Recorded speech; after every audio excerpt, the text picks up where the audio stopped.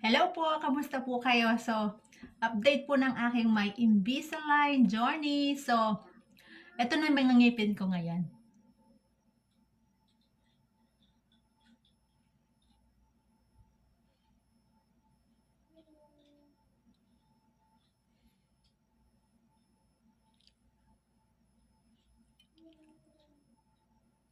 Ang laki ng improvement. So, trace 11 tayo ngayon. Tapos, 5 months na, 20 weeks. So, 5 months, naka 5 months na ako. So, 4 months na lang. Grabe.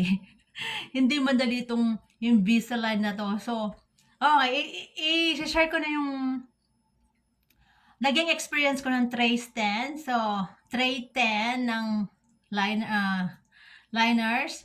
So, nung pagkalagay ko ng first day, hindi sila masakit. Kala ko okay na sila. Tapos, nung second day, ang sakit nila. So, only the second day, but the rest, okay na sila.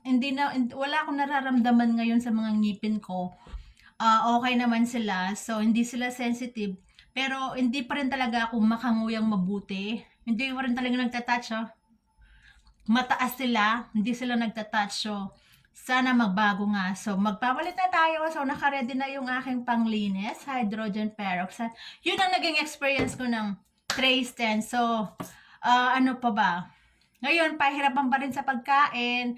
Kailangan mo pa rin alisin pag kumakain. Ayun yung pinakamahirap, hindi ka makakain ng diretso. So, ngayon, magpapalit na tayo ng Trace 11. So, 4 months na lang, gaya ng sabi ko. So, panglinis, hydrogen, tapos, meron na akong ultrasonic, kaya na siya.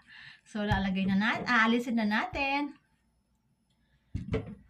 So, eto na sila, dalawa. So, trace 11, yan. So, ayan, magta-thumbnail muna ako.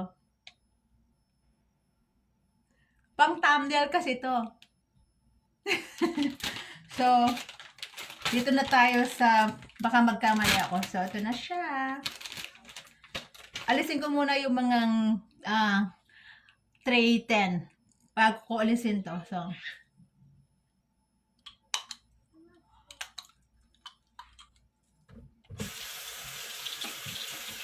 So, ilalagay na natin sa ultrasonic. Tapos yung sa baba,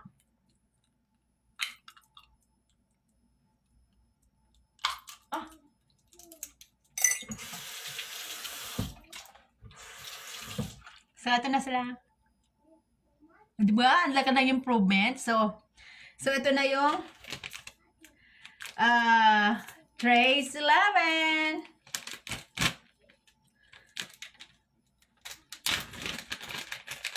So, magta-thumbnail muna tayo, okay? So, ito na sila. Para maganda yung thumbnail natin later.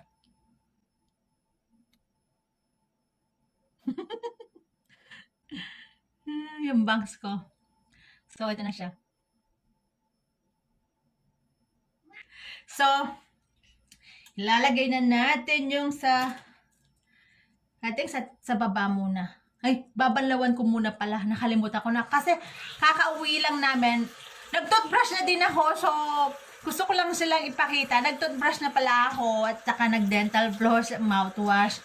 Gusto ko lang ipakita kasi nga, kakauwi lang namin. So, ito na sila. Ito yung sa baba. Amin sa taas.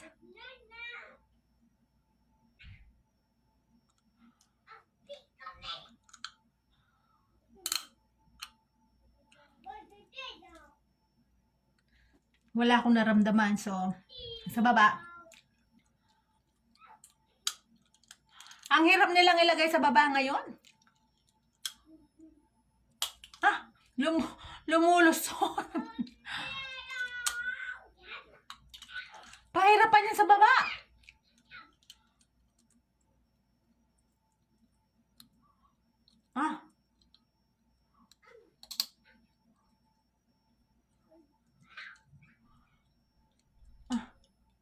Ayan.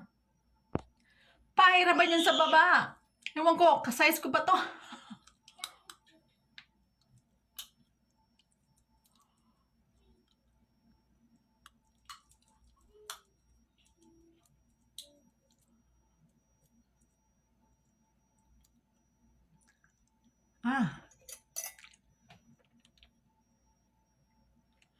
Gamitin natin tong chewy.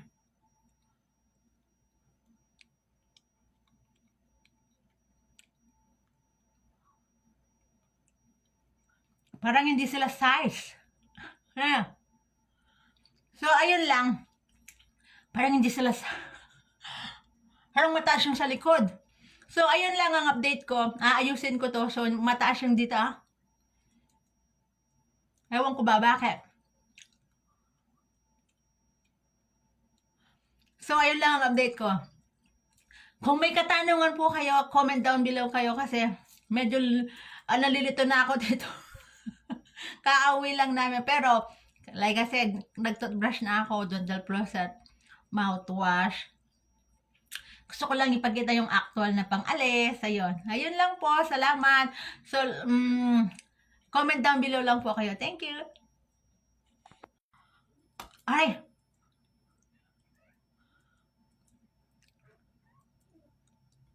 So, ayan, nalagay ko ulit.